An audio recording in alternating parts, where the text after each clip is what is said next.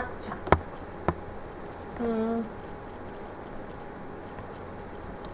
ওকে, transistor তো কিছু কিছু দিয়েছিলাম অন্য রকমের ভিডিও, যাই হোক। এবার কিছুটা শুরুর দিকের জাস্ট এই একটুখানি স্কিপ করছি, সেটা হলো যে ট্রানজিস্টরের বেসিক ইন্ট্রোডাকশনটাই স্কিপ করছি আর কি। তো বেসিক্যালি ট্রানজিস্টরে কী থাকে, ট্রানজিস্টরের সার্কিট সিম্বল হচ্ছে এরকম, এদিকে অ্যারো মানে, এগুলো তো তোরা এতদিন নিশ্চয়ই বুঝে গেছিস যে এই দিকে অ্যারো মানে হচ্ছে মানে এনপিএন বেসিক্যালি। তো এখানে অ্যারো মানে এখান থেকে এখানে যাচ্ছে কারেন্ট,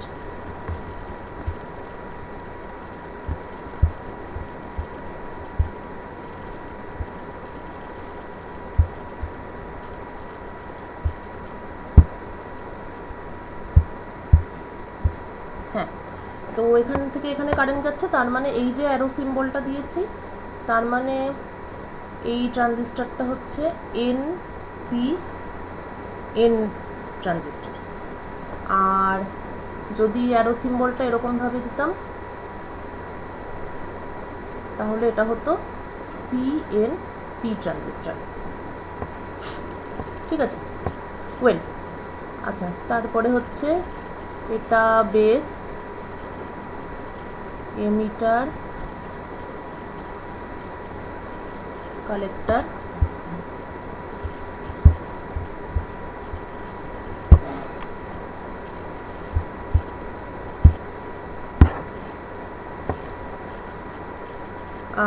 তারপরে হচ্ছে যদি কমন এমিটার হয়, কমন এমিটার ট্রানজিস্টর, তাহলে এমিটারটা হচ্ছে common between input circuit and output circuit. তাহলে এইটা হচ্ছে আমার ইনপুট সার্কিট,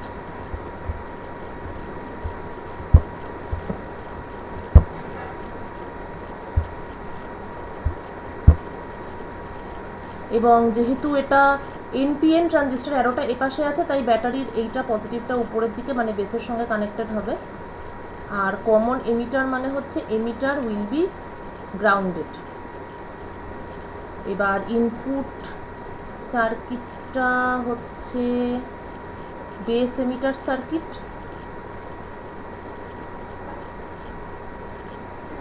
এবং আউটপুট সার্কিটটা মানে হচ্ছে কালেক্টর এমিটার সার্কিট।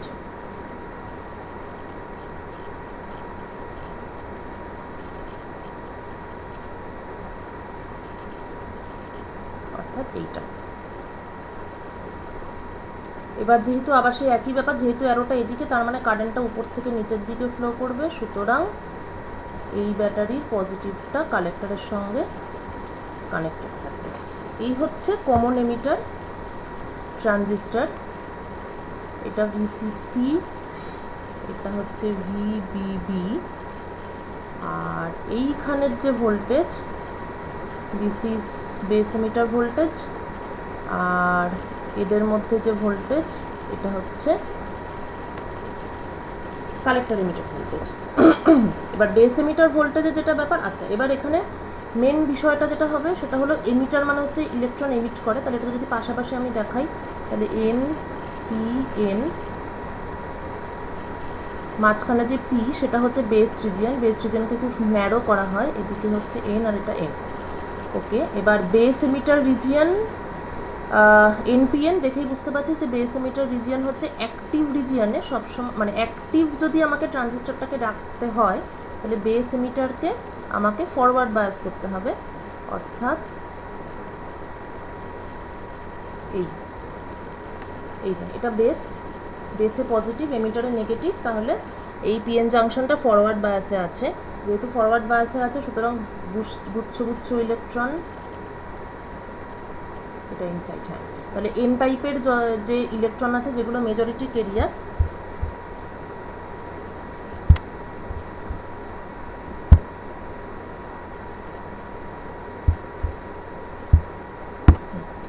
যেগুলো মেজরিটি ক্যারিয়ার সেগুলো প্রচুর পরিমাণে ফ্লো করবে। তারপর বেসটা যেহেতু ন্যারো, সেই জন্য এই যে প্রচুর পরিমাণে ইলেকট্রন ফ্লো হচ্ছে, সেটাই হচ্ছে তার ফলে আমরা পাবো এমিটার কারেন্ট। এমিটার কারেন্ট পাওয়া যাবে due to electrons inside. তারপর হচ্ছে বেস রিজিয়নে হোল আছে, কিন্তু বেস রিজিয়নটা খুবই ন্যারো এবং কনসেন্ট্রেশনটা একটু লো থাকে, তার জন্য খুব একটা লস হবে না। ওই যে একটুখানি যে লস হবে সেই স্লাইট লসটাই হচ্ছে বেস কারেন্ট, অর্থাৎ বেস কারেন্ট হচ্ছে রিকম্বিনেশন কারেন্ট।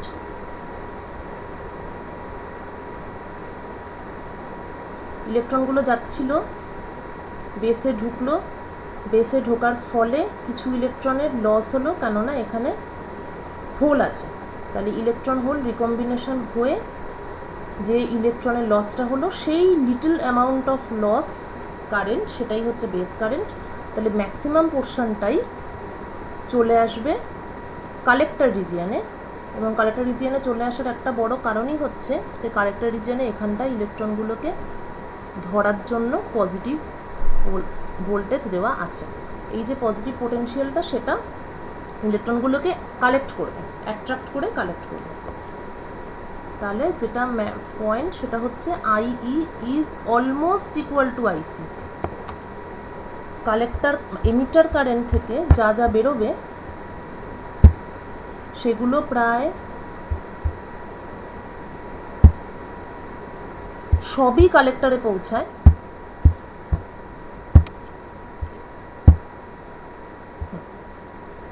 সেজন্য অলমোস্ট ইকুয়াল টু, মানে এমিটার কারেন্ট আর কালেক্টর কারেন্ট অলমোস্ট সেম, কিন্তু অবভিয়াসলি সামান্য কম।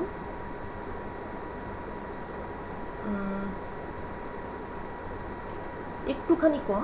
তা এদের যে রেশিও, সেই রেশিওটাকে বলে আলফা প্যারামিটার।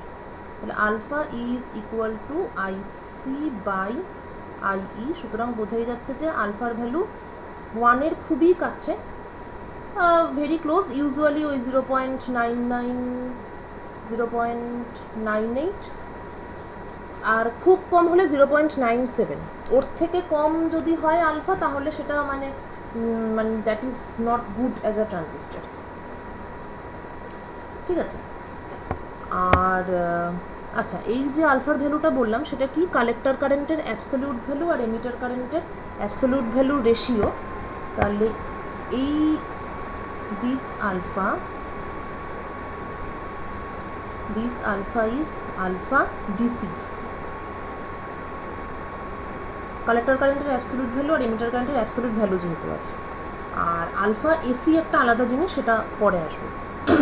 আচ্ছা, যেভাবে আলফা ডিফাইন করলাম সেরকমভাবেই আরও একটা প্যারামিটার ডিফাইন করা যায় between base current and collector current.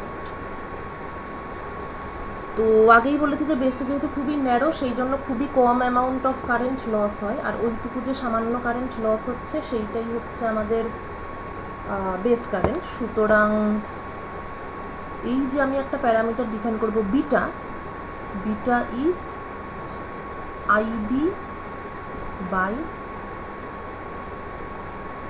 Sorry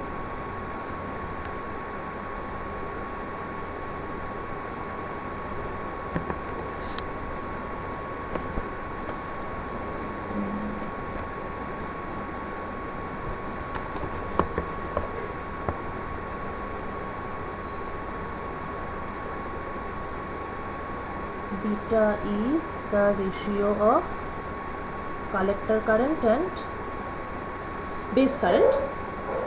তো অবভিয়াসলি বিটার ভ্যালুটা হচ্ছে লার্জ, বিটার ভ্যালু যত বড় হবে তত ভালো, 1-এর থেকে অনেক বেশি, এবং 100, 150, 200 এরকমও হয়। এটা মানে ল্যাব করে করাতে পারলে এটা খুবই ভালো হতো, বিটা মাল্টিমিটারে মাপাও যায়। যাই হোক, তাহলে এখানেও কিন্তু একই ব্যাপার যে কালেক্টর কারেন্টের অ্যাবসলিউট ভ্যালু আর বেস কারেন্টের অ্যাবসলিউট ভ্যালু। সুতরাং এই বিটা যেটা ডিফাইন করছি সেটা হচ্ছে বিটা ডিসি। ঠিক আছে। আচ্ছা, এবার ইনপুট সার্কিটটাকে বেস এমিটার পোর্শনটা, মানে এই পোর্শনটা হচ্ছে ইনপুট সার্কিট আর এই পোর্শনটা হচ্ছে আউটপুট সার্কিট। তাহলে কমন এমিটার ট্রানজিস্টরের ইনপুট ক্যারেক্টারিস্টিক্স মানে হলো base current versus base emitter voltage. আর আউটপুট ক্যারেক্টারিস্টিক্স মানে হচ্ছে collector current versus collector emitter voltage.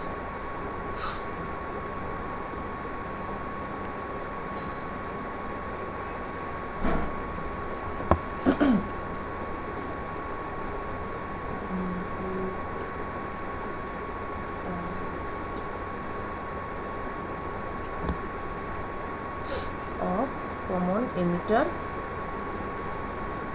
transistor. Base current versus base emitter voltage.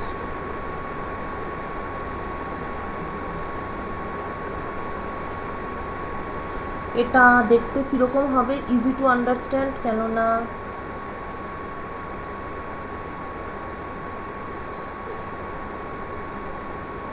এই যে জাংশনটা হচ্ছে ফরওয়ার্ড বায়াসে আছে। তাহলে একটা ফরওয়ার্ড বায়াস ডায়োডের আই ভার্সাস ভি যা হয়, এখানেও আইবি ভার্সাস ভিবিটা এক্স্যাক্টলি সেটাই হবে। অর্থাৎ শুরুতে একটা এই যেমন কাট অফ থাকে, এখানেও শুরুতে একটা কাট অফ থাকবে, তারপর একটা সার্টেন বেস এমিটার ভোল্টেজ পেলেই এটা এরকম সোজা উপরে উঠে যাবে। এই জন্যই যে কোনো ট্রানজিস্টরের প্রবলেমে বেস এমিটার ভোল্টেজ যদি দেওয়া থাকে বা যদি দেওয়া নাও থাকে 0.7 ভোল্ট টিপিক্যালি ইউজ করা যায়। কেননা বিকজ অফ দিস, কেননা বেস এমিটার ভোল্টেজের টিপিক্যাল ভ্যালুটা খুব একটা চেঞ্জ হয় না, কারণ এটা সোজা উঠে গেছে, তো খুব একটা ভেরিয়েশন নেই। মানে এটার করেসপন্ডিং হলেও সেটা ওই 0.7-এর কাছাকাছি, বা এটার করেসপন্ডিং দেখলেও তাই। তাহলে এফেক্টিভ বেস এমিটার ভোল্টেজটাকে মোটামুটি 0.7 ধরলে অসুবিধার কিছু নেই। এইবার এই ক্যারেক্টারিস্টিক্সটা কিসের উপর ডিপেন্ড করে?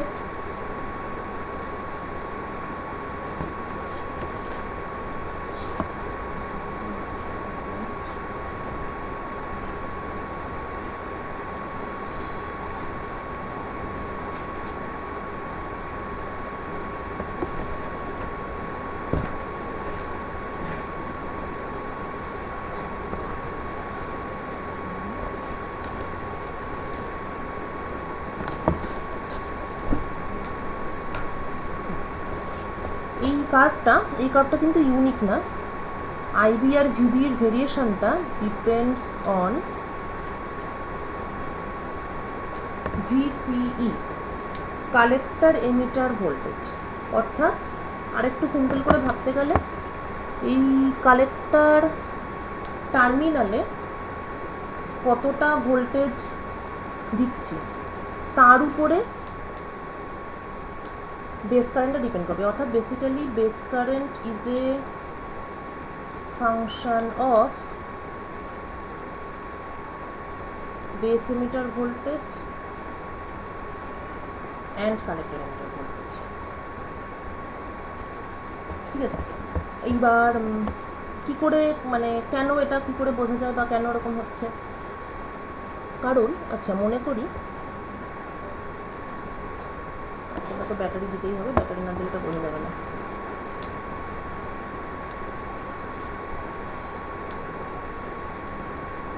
এন পি এন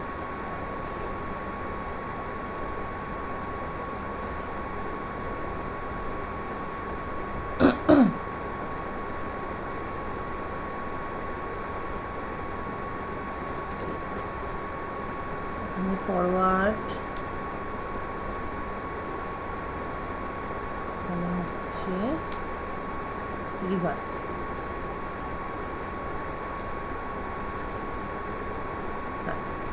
আচ্ছা এবার ইন্টারেস্টিং ব্যাপারটা হচ্ছে, যেহেতু আমি এই কালেক্টর টার্মিনালে রিভার্স বায়াস দিচ্ছি, সুতরাং এই কালেক্টর বেস যে জাংশনটা, সেই জাংশনের ডিপ্লিশন রিজিয়নটা কিন্তু এখানে খুবই বেশি ম্যাটার করবে। মানে এখানটা তো ফরওয়ার্ড বায়াসে আছে এই এনপি জাংশনটা, সেজন্য এখানে ডিপ্রেশন রিজিয়নের তো খুব একটা রোল নেই, অ্যাকচুয়ালি এটা ভ্যানিশও করে যায়। যখন আমি এই রিজিয়নে চলে আসি তখন ডিপ্রেশন রিজিয়নটা প্রায় অলমোস্ট টেন্ডস টু জিরো। কিন্তু যেহেতু কালেক্টর বেস জাংশনটা, অর্থাৎ এই জাংশনটা যেহেতু রিভার্স বায়াসে আছে, সেই জন্য এখানে ডিপ্রেশন রিজিয়ন উইথটা খুবই ইম্পর্টেন্ট রোল প্লে করে। এবং কালেক্টর টার্মিনালের এই বায়াসটাকে আমি যত বেশি পজিটিভ করব, অর্থাৎ রিভার্স বায়াসের ম্যাগনিটিউডটা যত বেশি হবে, তত অবভিয়াসলি কী হবে, আমার ডিপ্লেশন রিজিয়নের উইথটা বাড়বে। এটা আমরা ডায়োড পড়ার সময় করেছিলাম যে রিভার্স বায়াস যত বেশি হয়, ডিপ্লেশন রিজিয়নের উইথটা তত বাড়ে।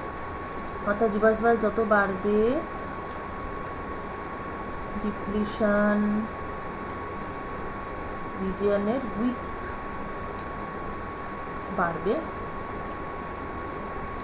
ডিপ্লেশন রিজিয়নের উইথ বাড়লে বেসের উইথটা কমবে, কারণ ডিপ্রেশন রিজিয়ন তো দুপাশেই বাড়বে, এরকম তো নয় যে একটা সাইডে বাড়বে, তার মানে ডান দিকেও বাড়বে বাঁ দিকেও বাড়বে। সুতরাং ডিপ্রেশন রিজিয়নের উইথ বাড়া মানে হচ্ছে এফেক্টিভ উইথ অফ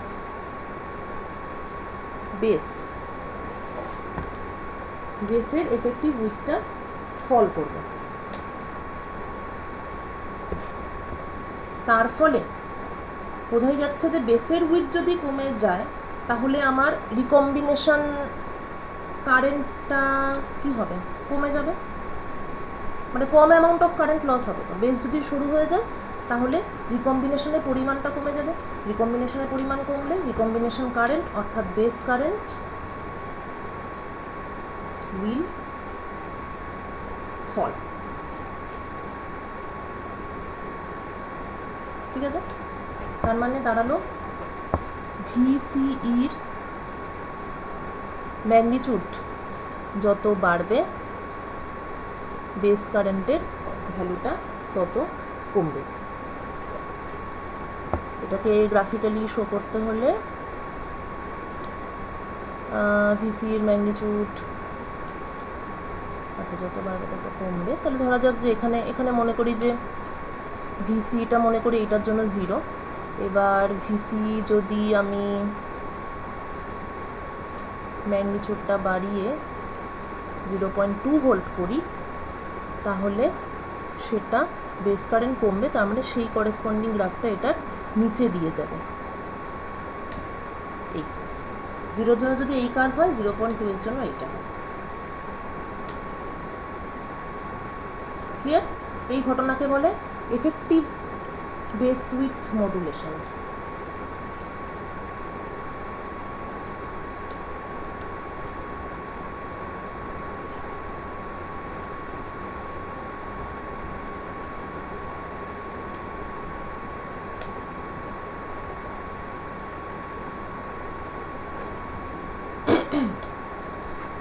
ব্যাস, ইনপুট ক্যারেক্টারিস্টিক্সের মোটামুটি এগুলোই স্পেশালিটি, আর আদারওয়াইজ এর মধ্যে তেমন কোনো আর কি বৈচিত্র্য নেই। আর আমাদের মানে ট্রানজিস্টারের অ্যাপ্লিকেশনে সেটার খুব একটা কিছু আর কি, মানে আর কোনো সিগনিফিকেন্স নেই বা আর বেশি কিছু জেনে লাভ হবে।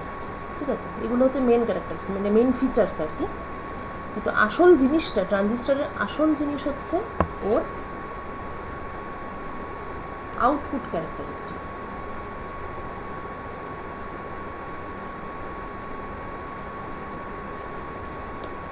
অর্থাৎ collector current versus collector emitter voltage খুবই ইন্টারেস্টিং জিনিস, এবং এটার অনেক রকম ব্যাপার আছে আর কি।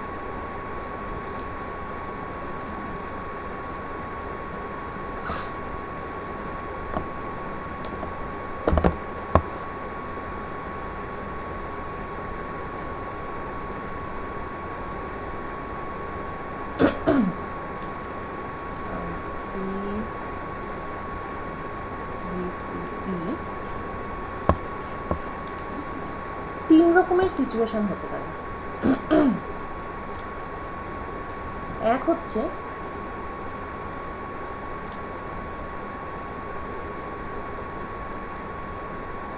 এক নম্বর সিচুয়েশন হচ্ছে base emitter junction forward bias এবং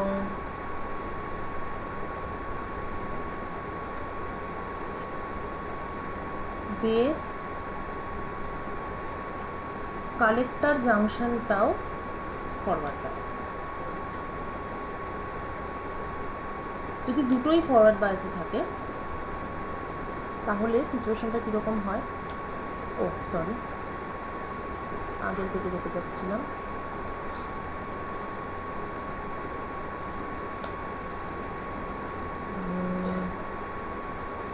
আচ্ছা ঠিক আছে নতুন করে দেখাচ্ছি।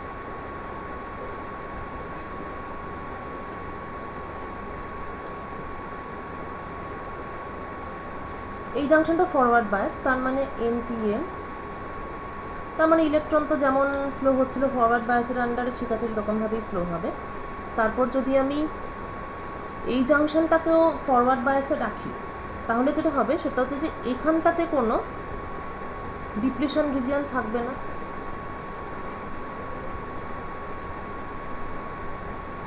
there will be no depletion region। Depletion region না থাকার ফলে একটা সুবিধা হচ্ছে যে এই জাংশনে যে একটা রেজিস্ট্যান্স পাচ্ছিল ইলেকট্রনগুলো সেই রেজিস্ট্যান্সগুলো আর পাবে না, ঠিক আছে। যদিও এখানে একটা ফ্যাক্টর অবশ্যই থাকবে, সেটা হচ্ছে এটাকে ফরওয়ার্ড বায়াসে রাখা মানে হচ্ছে এখানে নেগেটিভ ভোল্টেজ দেওয়া, তার ফলে ইলেকট্রনগুলোকেও রিপেল করবে। কিন্তু যদি এটাকে এমনভাবে অ্যাডজাস্ট করা হয় যে এটা ফরওয়ার্ড বায়াসই দিলাম কিন্তু এখানে ভোল্টেজের অ্যামাউন্টটা খুব বেশি করলাম না, মানে ভোল্টেজের অ্যামাউন্টটা একটু কম করে রাখলাম যাতে ইলেকট্রনকে অতটাও রিপেল না করে, এইরকমভাবে যদি ব্যাপারটাকে আমি ম্যানেজ করি তাহলে কিন্তু দুটোকেই যদি ফরওয়ার্ড বায়াসে রাখা হয় তাহলে যেহেতু ডিপ্লিশন রিজিয়নটাই এখানে থাকছে না তাহলে ইলেকট্রনগুলো এফেক্টিভলি খুব একটা বাধা পাচ্ছে না, সেজন্য ওরা সোজাসুজি এই জাংশন ক্রস করে এই জাংশন ক্রস করে এই অবধি পৌঁছে যাবে। বুঝতে পেরেছিস? মানে বলতে চাইছি এমিটার রিজিয়নে আমি যতটা নেগেটিভ পোটেনশিয়াল দিচ্ছি আর দুটোকেই ফরওয়ার্ড বায়াস করছি কিন্তু এখানের পোটেনশিয়ালটা এটার তুলনায় বেশি হাই করছি, এটার পোটেনশিয়ালটা গ্রেটার দেন এটা, সেই জন্য ইলেকট্রনগুলো ইজিলি এখান থেকে এখানে পৌঁছে যাচ্ছে। তাহলে এখানে ডিপ্লিশন রিজিয়নও নেই, এখানে কোনো বাধা নেই। This region is called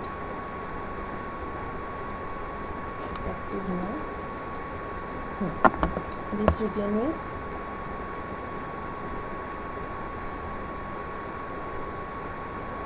called saturation region। ঠিক আছে, এই শুরুর দিকটাতে কারেন্টটা খুবই ফাস্ট বাড়ে, এই কারণেই বাড়ে যেই কারণটা বললাম। যদি এই কন্ডিশনটা মেনটেন হয় তাহলে শুরুর দিকে কারেন্টটা প্রচণ্ড ফাস্ট বাড়বে এরকমভাবে। তো এই ব্যাপারটা হচ্ছে স্যাচুরেশন রিজিয়ন। আচ্ছা, এবার নেক্সট এরকম হতে পারে যে বেস এমিটার রিভার্স বায়াস এবং বেস কালেক্টরও রিভার্স বায়াস, দুটোই রিভার্স বায়াস করে দিয়েছে।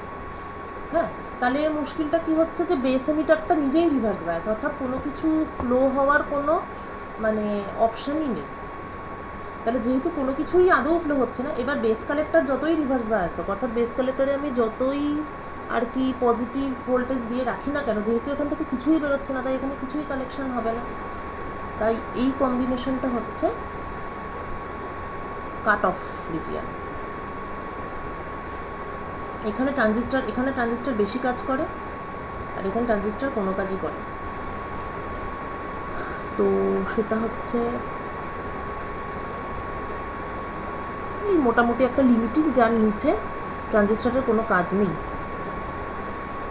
এই নিচের এরিয়াটা। আর এইটা হচ্ছে স্যাচুরেশন।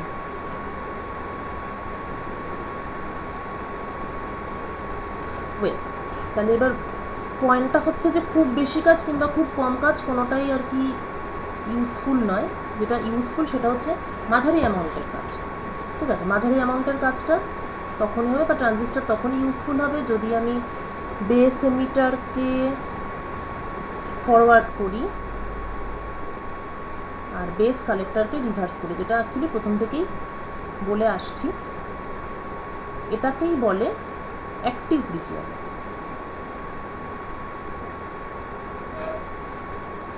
এই রিজিয়নটাতেই হচ্ছে ট্রানজিস্টরের যত রকমের কাজকর্ম হওয়ার সেটা হয়। তো এখানে যেটা হয় সেটা হচ্ছে বেস এমিটারকে ফরওয়ার্ড করছে, মানে কারেন্ট প্রচুর পরিমাণে বাড়ছে, কিন্তু বেস কালেক্টরে রিভার্স বায়াস আছে, তাই কারেন্টটা বেড়ে বেড়ে তার একটা লিমিট আছে, একটা পয়েন্টের পরে ওটা থেমে যাবে, থেমে গিয়ে এরকম হয়ে যাবে। এটাই হচ্ছে সেই রিজিয়নটা যেখানে transistor actually operates. This is active. এবার এই যে এতগুলো কার্ভ দেখাচ্ছে, এতগুলো কার্ভ কেন? কেননা কালেক্টর, এটা তো কালেক্টর কারেন্টের ভ্যালু। কালেক্টর কারেন্ট ইনপুটের ক্ষেত্রেও যেমন বেস কারেন্ট দুটো জিনিসের উপর ডিপেন্ড করছিল, আউটপুটেও collector current is a function of base current এবং কালেক্টর এমিটার ভোল্টেজ।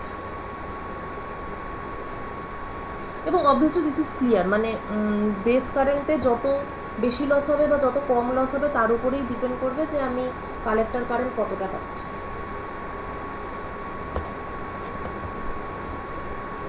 তো দেখা গেছে বেস কারেন্ট যদি হয়, এবার বাকিটা কিন্তু পুরোটাই এক্সপেরিমেন্টের আন্ডারে চলে গেল। এবার হচ্ছে সিম্পল আমি সার্কিট কানেক্ট করব।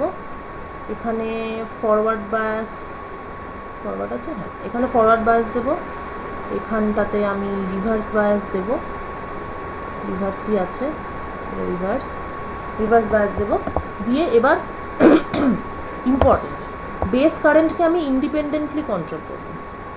ঠিক আছে, ওরমভাবে ভাবলে কিন্তু হবে না যে এমিটার কারেন্ট হচ্ছে base current plus collector current, তাই কালেক্টর কারেন্টকে যদি আমি বাড়াই, বেস কারেন্টকে যদি বাড়াই তাহলে কালেক্টর কারেন্ট কমে যাবে, ওরমভাবে ভাবলে কিন্তু হবে না। কারণ সেটা ভাবলে তো এমিটার কারেন্টকে আমি অ্যাকচুয়ালি কনস্ট্যান্ট ধরে নিচ্ছি, কিন্তু এখানে আমি সেটা করছি না। এখানে আমি যেটা করছি সেটা হচ্ছে ইন্ডিপেন্ডেন্টলি বেস কারেন্টকে আমি বাড়াচ্ছি এবং কালেক্টর কারেন্টের ভ্যালুগুলোকে আমি নোট করছি। ঠিক আছে, এমিটার কারেন্টকে আমি আলাদাভাবে কিছু কন্ট্রোল করছি না। বেসে আমি একটা কারেন্ট সোর্স দিয়েছি, বেস কারেন্টটাকে আমি বাড়াচ্ছি বা কমাচ্ছি এবং দেখছি যে কালেক্টর কারেন্টের উপর কী এফেক্ট করছে। এবং সেটা এক্সপেরিমেন্টালি দেখা গেছে যে বেস কারেন্টকে যদি একটুখানি চেঞ্জ করা হয়, মনে করি বেস কারেন্ট যদি হয় 0.1 মিলিয়ন,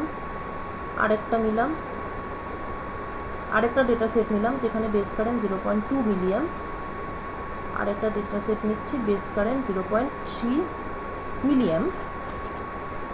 দেখা যায় যে করেসপন্ডিং যে কালেক্টর কারেন্ট, যেখানে গিয়ে এই বাড়াটা থামবে আর কি, থেমে যে একটা স্যাচুরেশন হয়ে যাবে, সেই করেসপন্ডিং কারেন্টটা খুবই হাই, মানে even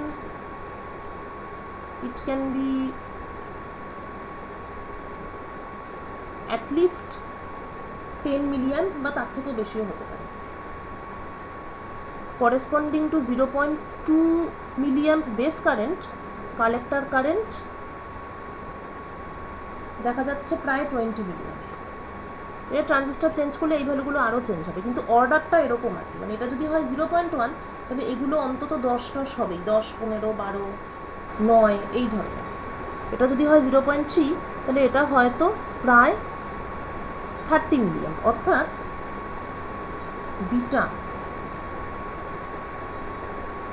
IC by IB 10 million corresponding to 0.1 million, অর্থাৎ 100।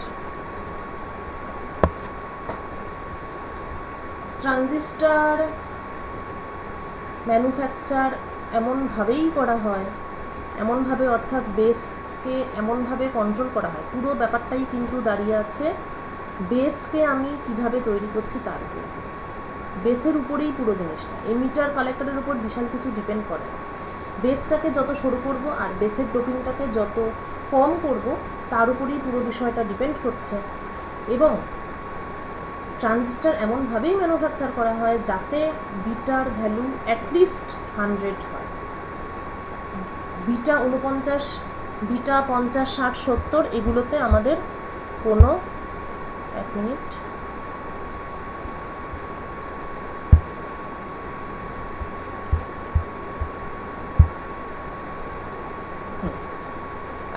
পঞ্চাশ, 60, 70 এই বিটাগুলো দিয়ে আমাদের কোনো কাজের কাজ হয় না। বিটা অ্যাটলিস্ট 100 হতে হবে ফর এনি গুড ট্রানজিস্টার। তা 100, তারপর যত বেশি হয় তত ভালো। আচ্ছা, বিটা ডিসি, কিন্তু তার থেকেও গুরুত্বপূর্ণ হচ্ছে বিটা এসি। বিটা এসিটা কি? বিটা এসি হচ্ছে change of collector current divided by change of base current.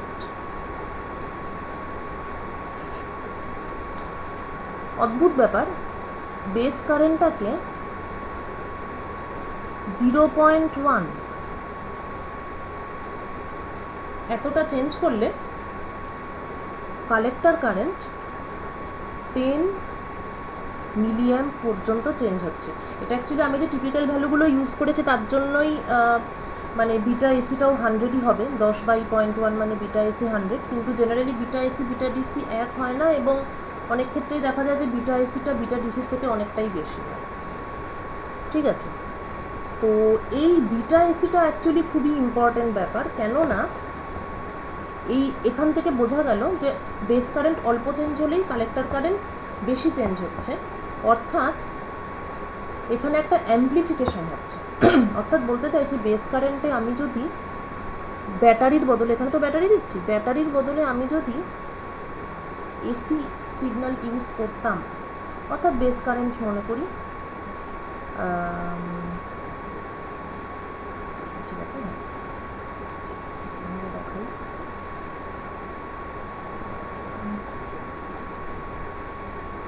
এই ছবিতে ডাইরেক্ট দেখানো মুশকিল, কিন্তু বলতে চাইছি যে বেস কারেন্টে আমি যদি ডিসির বদলে এসি সিগন্যাল ইউজ করি এবং বেস কারেন্টটা যদি আমার এই রকম দেখতে হয়,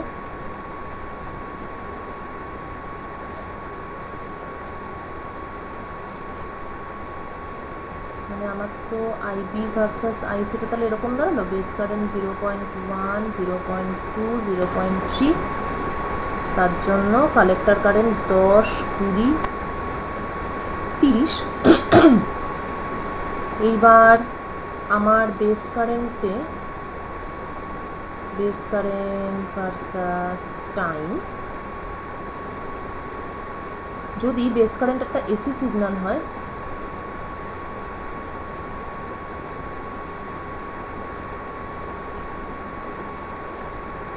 যার অ্যাম্পলিটিউডটা, এই বেস কারেন্টের অ্যাম্পলিটিউডটা কত? The amplitude is 0.1 মিলিঅ্যাম্প। তাহলে এই ছকটা থেকেই ক্লিয়ারলি বোঝা যাচ্ছে যে এটা যদি আমার ইনপুট হয়, ইনপুটে আমি যদি একটা এসি সিগন্যাল দিই, তাহলে আউটপুট অর্থাৎ ভেরিয়েশন অফ কালেক্টর কারেন্ট, সেইটা কিন্তু হবে 20 মিলিঅ্যাম্প, 10 মিলিঅ্যাম্প অ্যান্ড 30 মিলিঅ্যাম্প।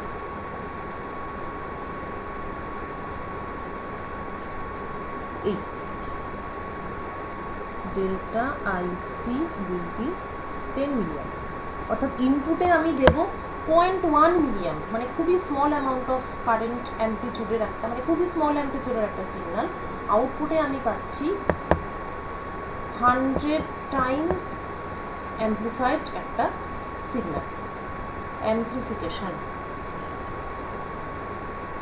এই জিনিসটার জন্যই ট্রানজিস্টর ব্যাপারটা এত বেশি ইম্পর্ট্যান্ট।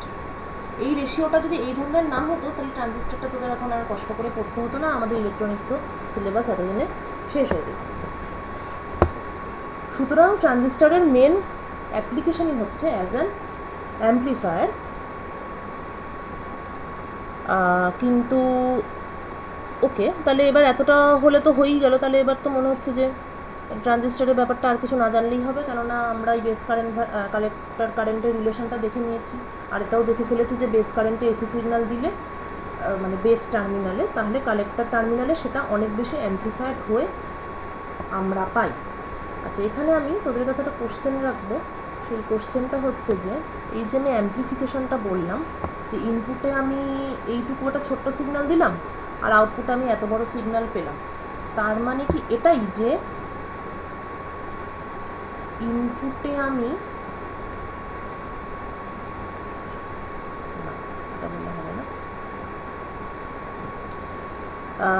ইনপুটে সিগন্যাল দিচ্ছি, আউটপুটে সেটা অ্যাম্প্লিফাই হচ্ছে।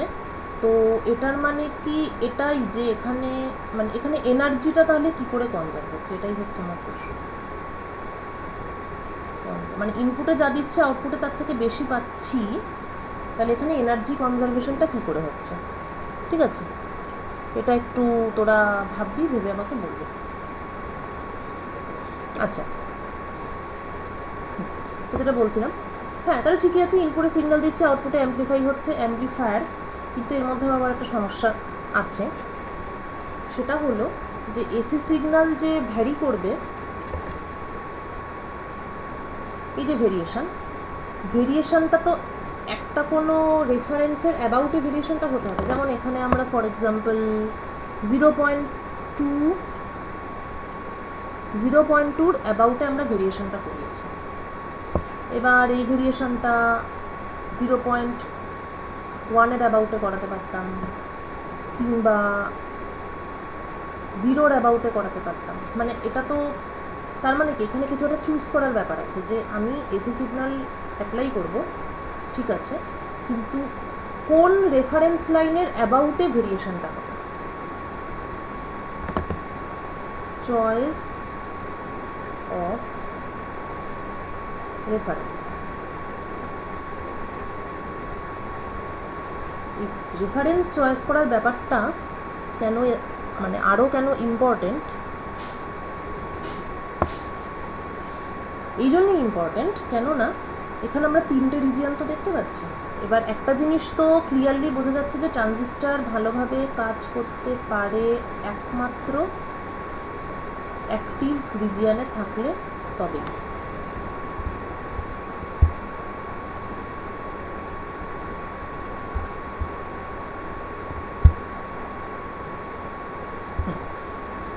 ট্রানজিস্টর প্রপারলি কাজ করবে একমাত্র যদিও অ্যাক্টিভ রিজিয়নে থাকে তবে। এবার কথা হচ্ছে যে আমি যদি রেফারেন্সটা ঠিকমতো চুজ না করি, মনে কর আচ্ছা খুব সহজ এক্সাম্পল হচ্ছে, মনে করি আমি রেফারেন্সটা এরকম একটা কোনো জায়গায় চুজ করে ফেললাম, ঠিক আছে, তাহলে দেখা যাচ্ছে যে বেস কারেন্টটা যখন ভ্যারি করছে তখন এরমভাবে ভ্যারি করছে। হ্যাঁ, তাহলে তো সমস্যা, কেননা একটা পার্ট পুরোটাই ঢুকে গেল কাট অফ রিজিয়নের মধ্যে। কাট অফ রিজিয়নের মধ্যে ঢুকে গেলে কিন্তু এই সুন্দর ব্যাপারটা আর থাকবে না। এই যে বিটা ডিসি, এই যে বিটা এসি, এই পুরো ব্যাপারটাই কিন্তু they have been defined with respect to active region. এই যে ভ্যালু, এই যে ডেটা, এগুলো সমস্ত কিন্তু অ্যাক্টিভ রিজিয়নে ট্রানজিস্টরটা আছে সেই অবস্থায় নেওয়া।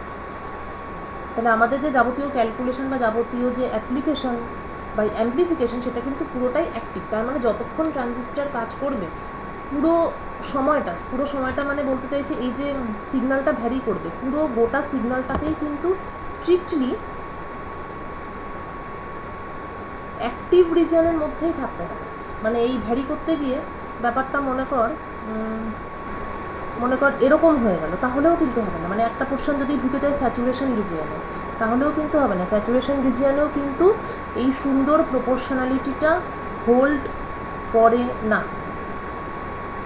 তাই ট্রানজিস্টরকে যদি পুরো অপারেশনে পুরোটাই অ্যাক্টিভ রিজিয়নে রাখতে হয়, তাহলে আমাকে নর্মাল বুদ্ধিতে এটাই বলে যে তাহলে অ্যাক্টিভ রিজিয়নের মাঝামাঝি কোনো একটা জায়গায় আমাকে রেফারেন্স লাইনটা রাখতে হবে। মনে করি এইটা, যেমন এটা একটা সুন্দর 0.2 মিলিয়ন। আবার এর মধ্যেও মানে ব্যাপার আছে, বেস কারেন্টের মানে এই অ্যাম্পলিটিউডটাও আবার ডিপেন্ড করছে। মানে এই অ্যাম্পলিটিউডটা, হ্যাঁ, বেস কারেন্টে আমি যেটা দিলাম তার অ্যাম্পলিটিউডটা আমার কত, 0.1 মিলিয়ন, ঠিক আছে। তো এবার ধরে নেওয়া যাক যে আমাকে সাপোজ আমাকে একটা ট্রানজিস্টর অ্যাম্পলিফায়ার ডিজাইন করতে বললো, যেখানে আমাকে বলে দিল যে এখানে আমাকে বলে দিল যে আমি এখানে 100 মিলিঅ্যাম্প ইনপুট সিগন্যালকে অ্যাম্প্লিফাই করতে চাই, 100 মিলিঅ্যাম্প ইনপুট সিগন্যালকে অ্যাম্প্লিফাই করতে চাই। তার মানে আমি যে ইনপুটটা দেব তার অ্যাম্প্লিটিউডটা 100 মিলিঅ্যাম্প হতে হবে এবং তারপরেও যেন ট্রানজিস্টরটা অ্যাক্টিভ রিজিয়নেই থাকে, এটাই তো আমার টার্গেট। তার এবার বুঝতেই পারছিস যে যদি সেই রকমের মানে লার্জ অ্যাম্প্লিটিউডকে আমাকে যদি অ্যাম্প্লিফাই করতে হয় তাহলে আমাকে অবভিয়াসলি অ্যাক্টিভ রিজিয়নের কোনো মানে বর্ডার লাইনে গেলে একেবারেই হবে না। মানে অ্যাক্টিভ রিজিয়নটা যদি এরকম এত বড় হয় তাহলে আমাকে টোটাল অ্যাভেলেবল অ্যাক্টিভ রিজিয়নের মিডল পয়েন্টেই আমাকে রেফারেন্স লাইনটা রাখতে হবে। গল্পের মোরাল হচ্ছে যে I have to keep my reference line in a middle region of active region, কোনো রকম আশেপাশে ধারে বর্ডারে গেলে হবে না। এই যে রেফারেন্স লাইন বলছে এটা ইনফর্মাল ওয়ার্ড, টেকনিক্যাল টার্মটা হচ্ছে, technical term is Q point or DC operating point।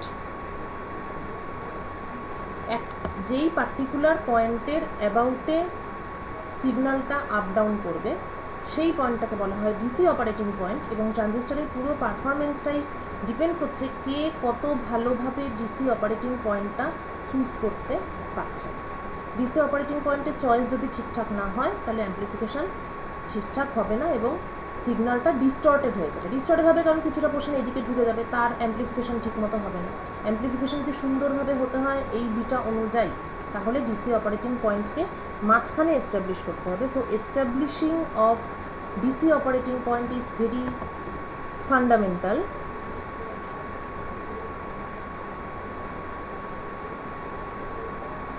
এবং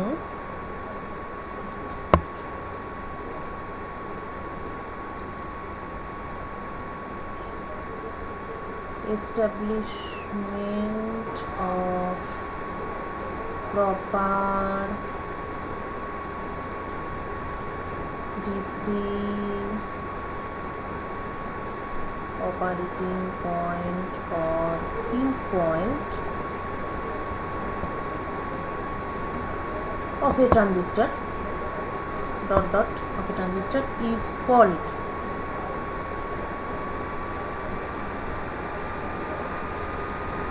biasing of a transistor। biasing তো কি করে এই ডিসি অপারেটিং পয়েন্টকে আমি ফিক্স করব? বাই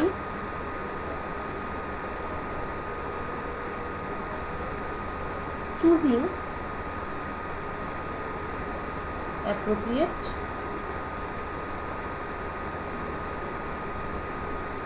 VCC and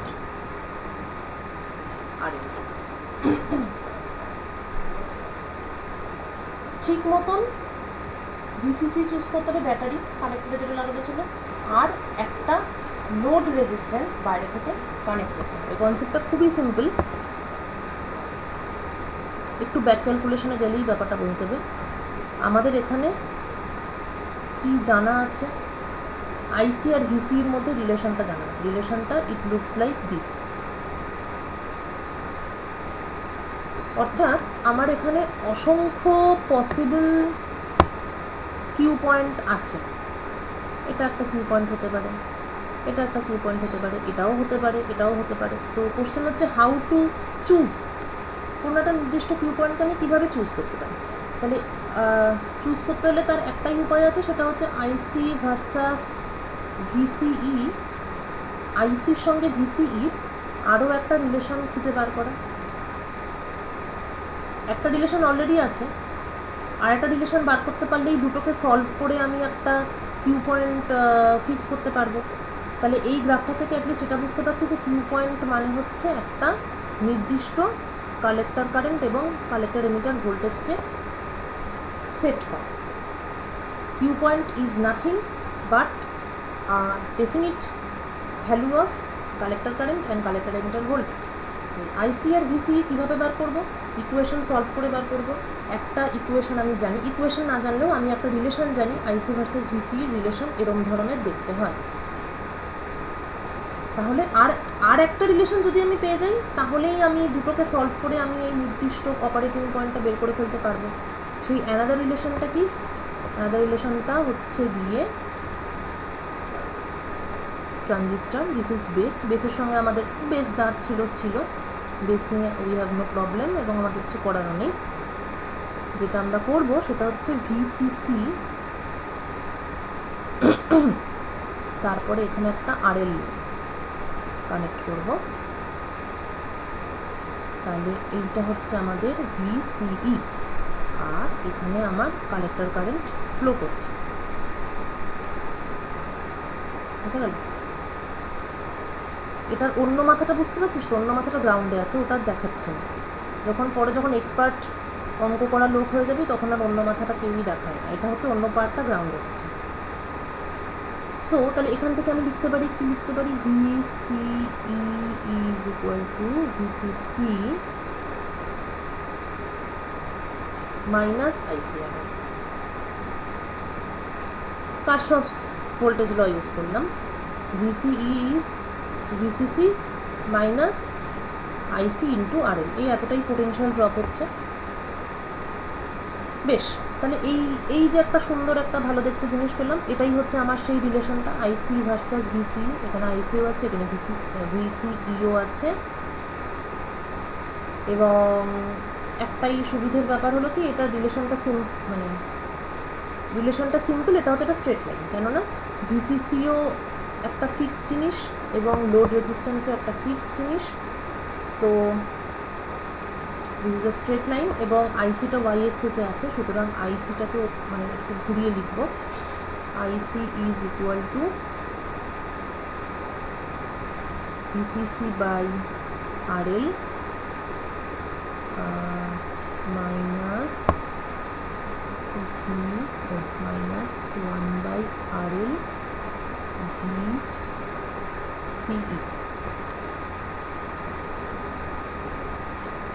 তো তাহলে এই আইসি ভার্সাস ভিসি এটা একটা স্ট্রেট লাইন, যার স্লোপটা negative. The slope of the straight line is negative, এবং স্লোপটা ডিপেন্ড করছে কার উপর? শুধু এবং শুধুমাত্র লোড রেজিস্ট্যান্সের উপর, মাইনাস 1 বাই আরএল। তাহলে নেগেটিভ স্লোপ স্ট্রেট লাইন এঁকে ফেলি। আচ্ছা, এটা এরকম দেখতে অবভিয়াসলি হাইয়েস্ট ভ্যালুটা হচ্ছে ভিসিসি বাই আরএল, তাহলে এই ভ্যালুটা হচ্ছে ভিসিসি বাই আরএল।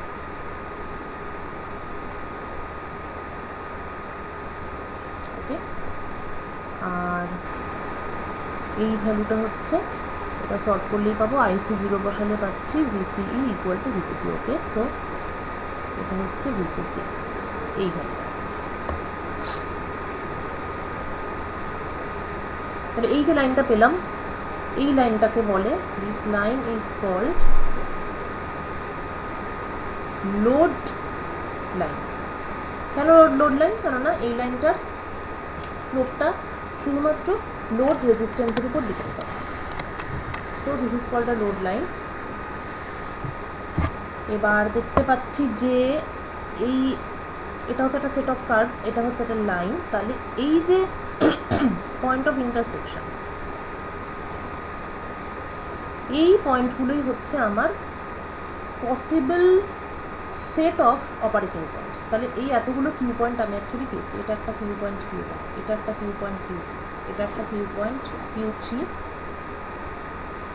ইত্যাদি। এগুলোই হচ্ছে আমার possible set of Q points. এবং এর মধ্যে আমি কোন কিউ পয়েন্টটাকে নিয়ে কাজ করব সেইটা আমাকে, আমার ফাইনাল সিলেকশন অফ কিউ পয়েন্টটা উইল বি ডিসাইডেড বাই যেমন মনে করি আমি যদি এই কিউ পয়েন্টটাকে নিয়ে কাজ করতে চাই, তার মানে বোঝা যাচ্ছে যে আমি রেফারেন্স লাইনে এই বেস কারেন্টটাকেই রাখতে চাই। মনে করি এটা 0.2 মিলিয়ন। তাহলে এবার বেস কারেন্টটা আবার কে ডিসাইড করে? বেস কারেন্ট ডিসাইড করে ভিবিবি। তাহলে এই ফাইনাল সিলেকশনটা will be controlled by choice of VBB. তাহলে পুরো গল্পটা হচ্ছে এরকম যে একটা ডিসি অপারেটিং পয়েন্ট এস্টাবলিশ করতে হলে প্রথমে আমাকে ঠিকঠাক ভিসিসি এবং ঠিকঠাক আরএল চুজ করতে হবে। যদি ঠিকঠাক চুজ না করি তাহলে লোড লাইনটা ভুল করে এমনও হয়ে যেতে পারে, ভিসিসি যদি খুব কম কোনো ভ্যালু নেওয়া হয় তাহলে লোড লাইনটা এরকম হয়ে যেতে পারে, খুবই কম, মানে এটা তো একটু বড়, একটু ভুল করে কেউ 1 ভোল্ট নিয়ে নেবে, এটা 10 ভোল্ট মতন জেনারেলি এরকম নেওয়া হয়, 10-15। কেউ যদি ভুল করে 1 ভোল্ট নিয়ে নেয় তাহলে কি এখানে দেখতেই পাওয়া যাচ্ছে যে এই লোড লাইন অর্থাৎ ট্রানজিস্টার কোনো মতেই ভালোভাবে কাজ করতে পারে না। তাহলে প্রথম কাজ হচ্ছে ভিসিসি এবং আরএলকে ঠিকমতো চুজ করা এবং possible set of Q points generate করা। এবার এই এতগুলো পসিবল সেট অফ কিউ পয়েন্টের মধ্যে আবার কোন কিউ পয়েন্টটা final selection, final interview pass করলো আর কি, সেইটা কে বলবে? সেটা বলবে হচ্ছে অ্যাবসলিউট বেস কারেন্ট, যেটা আমি চুজ করছি অ্যাবসলিউট বেস কারেন্ট। এই অ্যাবসলিউট বেস কারেন্ট আবার কে ঠিক করবে? ভিবিবি ঠিক করবে। অর্থাৎ ঠিক মতন কাজ করাতে গেলে আমাকে ভিবিবি ঠিক করতে হবে, ভিসিসিও ঠিক করতে হবে, আরএল ঠিক করতে হবে। এই এত কিছু ঠিকঠাক চুজ করলে তবে গিয়ে ট্রানজিস্টারটা ঠিকমতো অ্যাম্পলিফায়ার হিসেবে কাজ করবে। ওয়েল, আচ্ছা, এবার বায়াসিংয়ের ক্ষেত্রে অনেক কিছু মাথায় রাখতে হয়। একটা তো এটা অবশ্যই এটাই আসল জিনিস যে অ্যাক্টিভ রিজিয়নের মধ্যে যাতে থাকে কিউ পয়েন্টটা। তাছাড়াও আরেকটা ইম্পর্টেন্ট ফ্যাক্টর আছে, সেটা হলো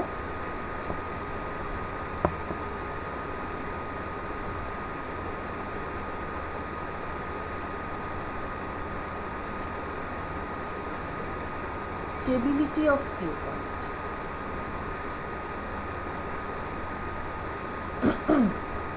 কিউ পয়েন্টটা আমরা দেখেছি যে বেশ অনেক কিছুর উপরেই ডিপেন্ড করে, অনেক কিছু দিয়ে কাঠখড় পুড়িয়ে কিউ পয়েন্টকে আমরা সেট করছি। কিন্তু কিছু কিছু জিনিস আমাদের কন্ট্রোলে থাকে না, যেমন মনে করি পরিবেশের তাপমাত্রা, টেম্পারেচার আমাদের কন্ট্রোলে নেই।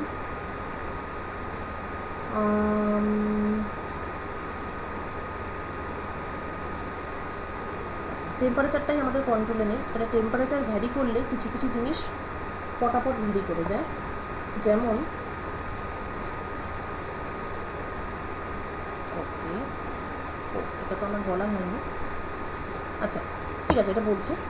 টেম্পারেচার ভ্যারি করলে কী কী ভ্যারি করে? যেমন বিটা কিন্তু একটা খুবই টেম্পারেচার ডিপেন্ডেন্ট জিনিস। আসলে দেখ, মানে টেম্পারেচার ভ্যারি করলে তো হোল এবং ইলেকট্রন সবারই কনসেন্ট্রেশন ভ্যারি করবে, কেননা সেই আলটিমেটলি জিনিসটা তো নিচে থেকে উপরে যাচ্ছে, ভ্যালেন্স ব্যান্ড থেকে কন্ডাকশন ব্যান্ড, আর না হলে যদি ডনার অ্যাটম দিয়ে ডোপ করে থাকে, যদি আর কি এন টাইপ হয় তাহলে ডনার অ্যাটম, এটা হচ্ছে তার এনার্জি লেভেল। তাহলে সেখানেও কিন্তু সেই একই ব্যাপার, মানে টেম্পারেচারই কন্ট্রোল করছে যে আমার কতটা charge carrier will participate in electrical transport. সুতরাং এটা ক্লিয়ার যে এই রিলেটেড যত প্যারামিটার আছে তারা অবশ্যই টেম্পারেচার চেঞ্জ হলে সবই কম বেশি অ্যাফেক্টেড হবে। তার মধ্যে বেশি যেগুলো অ্যাফেক্টেড হয় সেটা হচ্ছে একটা অবশ্যই বিটা, আরেকটা হচ্ছে বেস এমিটার ভোল্টেজ, আরেকটা হচ্ছে আইসিওটা কিছুই না, আইসিও ইজ রিভার্স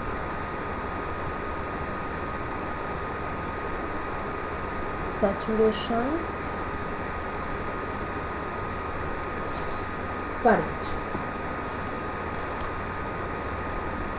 বলছি আইসিওটা,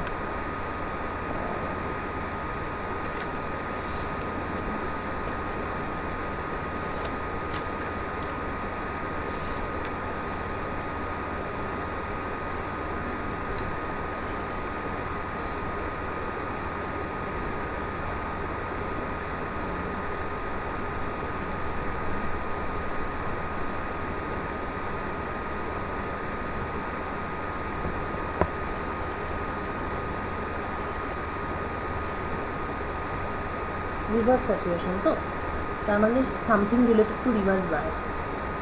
এমিটার, বেস, কালেক্টর। এই যে বেস কালেক্টর, এটাকে আমরা রিভার্স বায়াসে রাখি। একটা জাংশন যদি রিভার্স বায়াসে থাকে, সেই রিভার্স বায়াস কন্ডিশনেও ওর মধ্যে দিয়ে একটা, ব্রেকডাউনের আগে বলছি, ব্রেকডাউন এখানে কিন্তু হয় না, ঠিক আছে? ট্রানজিস্টরের ব্রেকডাউন সিচুয়েশন সবসময় অ্যাভয়েডেড। ব্রেকডাউন হলে ট্রানজিস্টর আর কাজ করবে না। একটা নেগলিজিবল রিভার্স বায়াসের আন্ডারেও একটা negligible amount of current flow করে, বিকজ অফ, কিসের জন্য ফ্লো করে আশা করি মনে আছে, বিকজ অফ মাইনরিটি ক্যারিয়ার্স।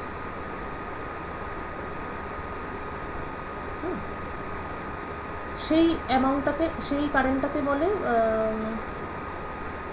ওটাকে তো রিভার্স স্যাচুরেশন কারেন্টই বলতো মনে হয়।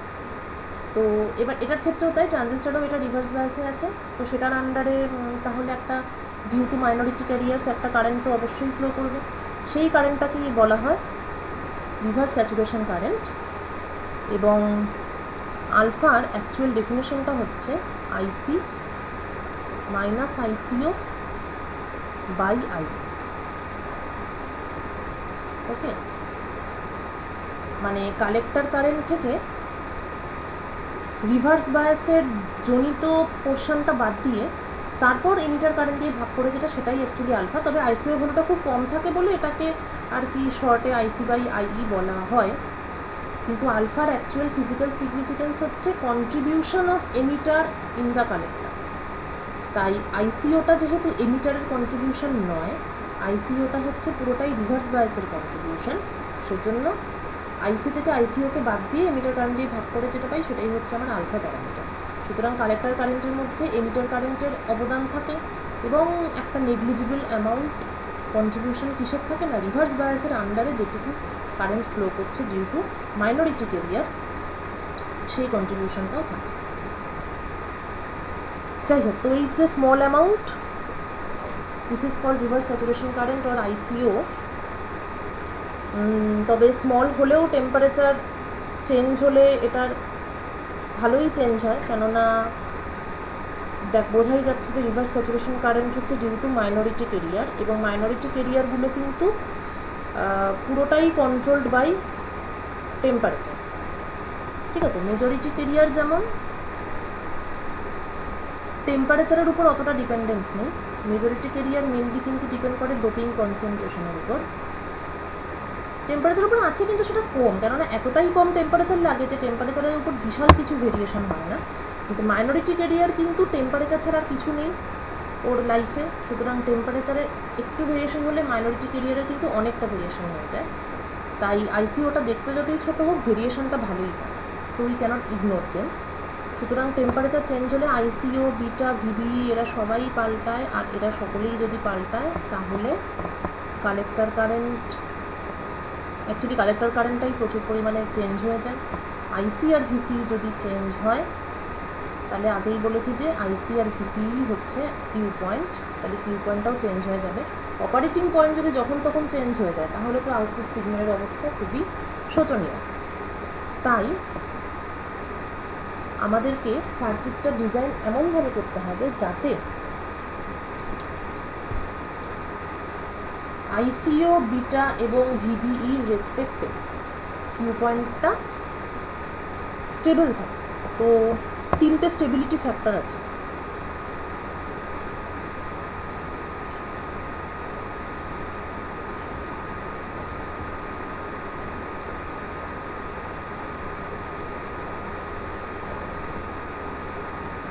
তিনটের জন্য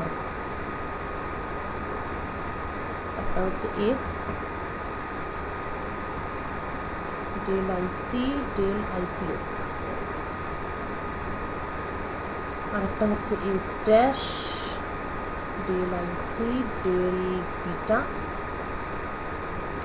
একটা হচ্ছে S double dash, del IC, জায়গা নেই, del V P. There are 3 stability factors এবং সার্কিট বায়াসিং এমনভাবে করতে হবে যাতে এই তিনটেই আর ভেরি স্মল, 0 হলে আইডিয়াল, কোনো ভেরিয়েশনই হচ্ছে না। এই 3 প্রকারের স্টেবিলিটি ফ্যাক্টরের মধ্যে most important and crucial stability factor হচ্ছে এটা। তার কারণ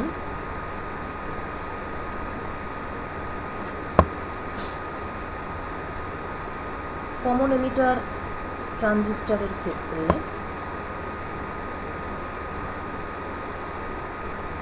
আচ্ছা, যেমন আলফার ক্ষেত্রে যেমন বললাম যে IC is basically alpha IE plus আইসিও।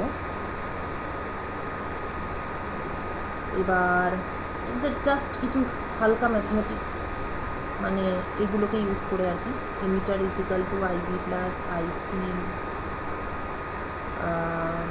তারপরে হচ্ছে আইসির সঙ্গে বিটার রিলেশনটা, এগুলোকে ইনক্লুড করে দেখানো যায় যে IC is equal to beta IB plus 1 plus beta ICO. এটা নিজেরা একটু ট্রাই করবি, পেরে যাবি, হোমওয়ার্ক।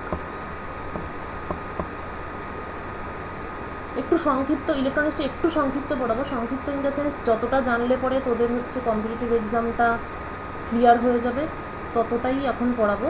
কারণ হচ্ছে যে অলরেডি এইসব অনলাইনের জিনিসপত্র টেকনোলজি বুঝতে বুঝতেই অনেক টাইম আমাদের চলে গেছে। ঠিক আছে, আমার উদ্দেশ্য হচ্ছে আগস্টে ফিফথ সেমটা শুরু করা, আর যখন তোদের পরীক্ষা হবে তখন তো তোদেরকে আবার এমনিতেই এগুলো পড়তে হবে, তখন এই যে কিছু কিছু জিনিস আমি স্কিপ করছি সেগুলো আমি তখন বলে দেবো। ঠিক আছে, এক্ষুনি এত কিছু না জেনে আমার মনে হয় এটাই বেটার যে বেসিক এবং ইম্পর্টেন্ট জিনিস যেগুলোর জন্য, যেগুলো মানে তোদের কম্পিটিটিভ এক্সামের জন্য অ্যাকচুয়ালি লাগবে, সেই জিনিসগুলো এখন জেনে নিলেই সাফিসিয়েন্ট। আর যেগুলো বাকি থাকছে সেগুলো খুবই ইজি এবং খুব সামান্য জিনিস, ওগুলো আদৌ ইম্পর্টেন্টও না, আর খুব একটা মানে না জানলেও লাইফ চলে যাবে, লাইফে কিছু সমস্যা হবে না। সেগুলো মানে কিছু কিছু সামান্য জিনিস বাদ দিচ্ছে, এগুলো তোরা একটু নিজেরা চেষ্টা করিস, আর যদি না হয় তখন দেখা যাবে পরীক্ষার আগে এগুলো দেখিয়ে দেবে।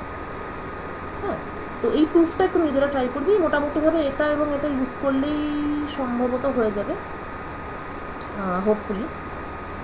ওকে, তো মেন কথা হচ্ছে যে আইসি হচ্ছে beta IB plus 1 plus beta ICO. এবার সমস্যা হলো, মনে করি টেম্পারেচারটা একটুখানি চেঞ্জ হয়েছে।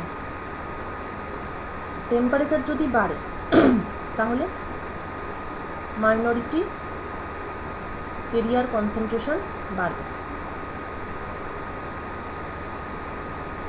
মাইনরিটি কেরিয়ার কনসেন্ট্রেশন বাড়লে আইসিও বাড়বে, কারণ রিভার্স স্যাচুরেশন কারেন্ট পুরোটাই মাইনরিটি কেরিয়ার কনসেন্ট্রেশন দ্বারা কন্ট্রোল।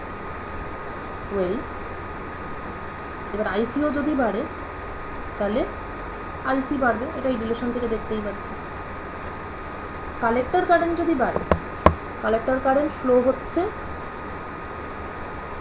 পুরো তো ট্রানজিস্টর জুড়েই ফ্লো হচ্ছে, এই জাংশনটার পুরো ট্রানজিস্টর জুড়ে না, ভুল বলছি, এই জাংশনটার থ্রুতে ফ্লোটা হচ্ছে কালেক্টর কারেন্টটা। তাহলে কালেক্টর কারেন্ট যদি বাড়ে তাহলে জুল হিটিং হবে,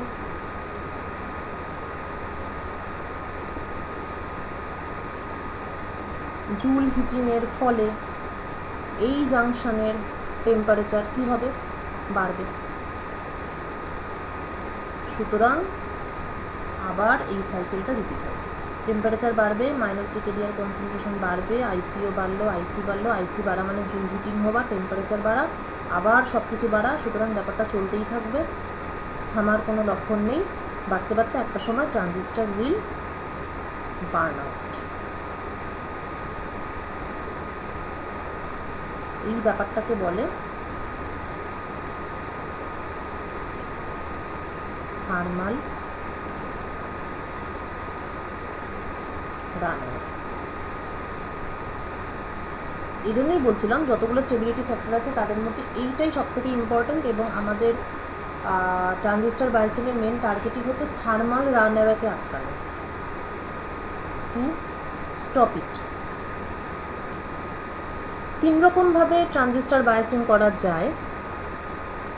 বায়াসিং মানে ব্যাটারি লাগানো, এবার ব্যাটারিতে কত রকমভাবে আর কি তুমি সার্কিটে কানেক্ট করবে, 3 রকম আছে। fixed bias or base bias, collector to base bias,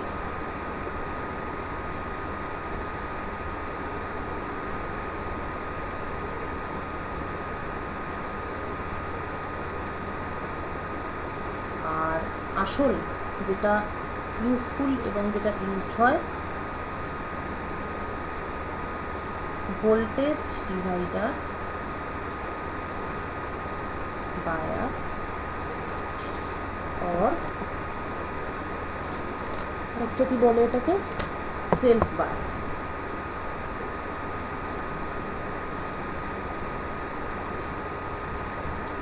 fixed bias R collector to base bias, এই দুটো বায়াস হচ্ছে গিয়ে খুবই সরল প্রকৃতির বায়াস, বেশি জটিলতা নেই।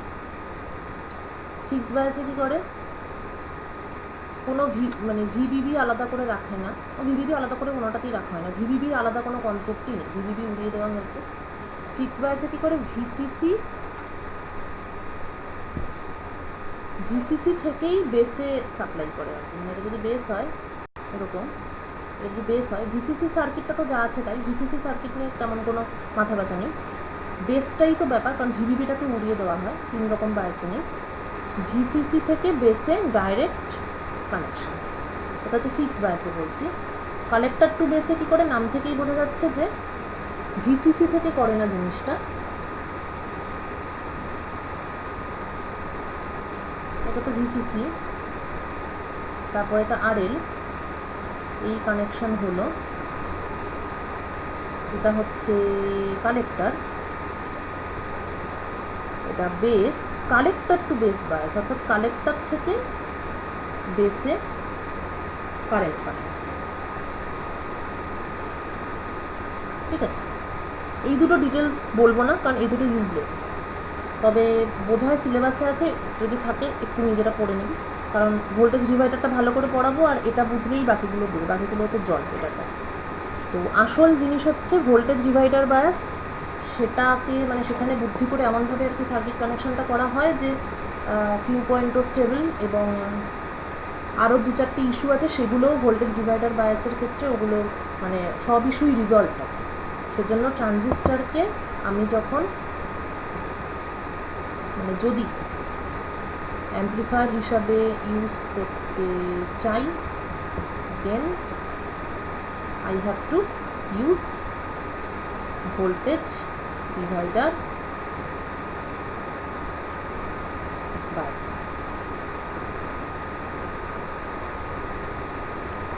ঠিক আছে, তাহলে আজকে এতটাই।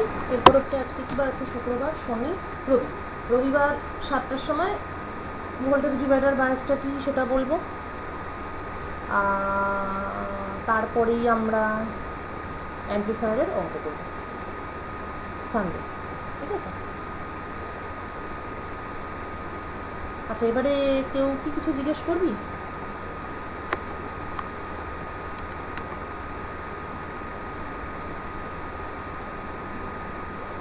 হ্যাঁ হ্যাঁ বল।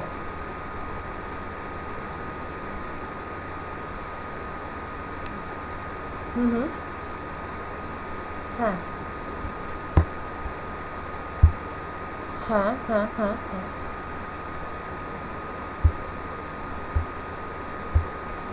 আউটপুটের কারেন্টটাকে প্যারামিটার ধরা, রাইট, হ্যাঁ ঠিক। আচ্ছা প্যারামিটার মানে তুই এইটা বলতে চাইছিস তো, এই যে এই ব্যাপারটা, এই যে ভিসির উপর ডিপেন্ডেন্স, হ্যাঁ সেটা তো, হ্যাঁ ঠিক আছে বলছি। আসলে ধরা হয় ব্যাপারটা নয়, ব্যাপারটা কি বলতো, অনেক কিছুর উপর ডিপেন্ড করে, কিন্তু যেটা বেশি ডমিনেট করবে সেটাই হচ্ছে আমি মানে সেটার এফেক্টটাই বেশি দেখবো। যেমন আমি যদি ইনপুট ক্যারেক্টারিস্টিক্সের কথাই ভাবি, তাহলে আমার তো হ্যাঁ ইনপুট কারেন্টটাকে আমি দেখছি, এবার ইনপুট কারেন্ট মানে বেস কারেন্ট, তাহলে বেস কারেন্টটার উৎপত্তি কেন হচ্ছে, হোল ইলেকট্রন এমপি নয়, ইলেকট্রন হোল রিকম্বিনেশনের জন্যই বেস কারেন্ট পাচ্ছি। এবার ইলেকট্রন হোল রিকম্বিনেশনটাকে মানে কে কন্ট্রোল করতে পারে, একটা তো বেস এমিটার ভোল্টেজ তো একটা প্যারামিটার, তাছাড়া আর কি হতে পারে? আর কালেক্টর এমিটার ভোল্টেজটাই হতে পারে, কেননা এই যে বললাম ডিপ্রেশন রিজিয়নের উইথটা এখানে ম্যাটার করবে, বুঝেছিস তো? মানে তার জন্যই এটাকে ধরিনি অ্যাকচুয়ালি, অনেক কিছু ভ্যারি করে করে দেখা গেছে যে ভিসিটাই বেশি ডমিনেট করছে। এবার পরেরটার ক্ষেত্রেও কিন্তু তাই, মানে বেস কারেন্ট যে এতটা ম্যাটার করবে সেটা সবসময় থিওরিটিক্যালি ওরম বোঝা যায় না, কিন্তু এক্সপেরিমেন্টালি দেখা গেল যে মানে এটারই বিশাল একটা এফেক্ট কালেক্টর কারেন্টের উপর, সেই জন্য এটা ঠিক আছে। হুম, হ্যাঁ, আর কিছু? হুম,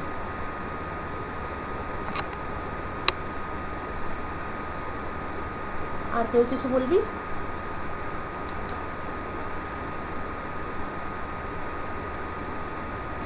ট্রানজিস্টারে অ্যাম্প্লিফায়ারের অঙ্কগুলো ভালো করে করতে হবে। অ্যাম্প্লিফায়ারের অঙ্ক পারলে অ্যাম্প্লিফায়ার বেসড, মানে ট্রানজিস্টারের পরবর্তী যে অ্যাপ্লিকেশন হলো অসিলেটর আছে, অপ্যাম্পটা তো অপ্যাম্পেও আছে, অপ্যাম্পে অবশ্য অত কিছু জটিলতা কত পড়ানো হয় না, যাই হোক, কিন্তু অ্যাম্প্লিফায়ারের আবার যে অ্যাপ্লিকেশন আছে সেইগুলোর জন্য তোকে অ্যাম্প্লিফায়ারের অঙ্কগুলোই আসলে ভালো করে শিখতে হবে। সেজন্য ওই যে ইউজলেস থিওরিগুলো আমি স্কিপ করছি, সিলেবাসে থাকে ঠিকই, কিন্তু আমার মনে হয় না ওগুলো জানার খুব একটা দরকার আছে, ওগুলো নিজের একটু পড়ার চেষ্টা করিস, অঙ্কটাই করাবো।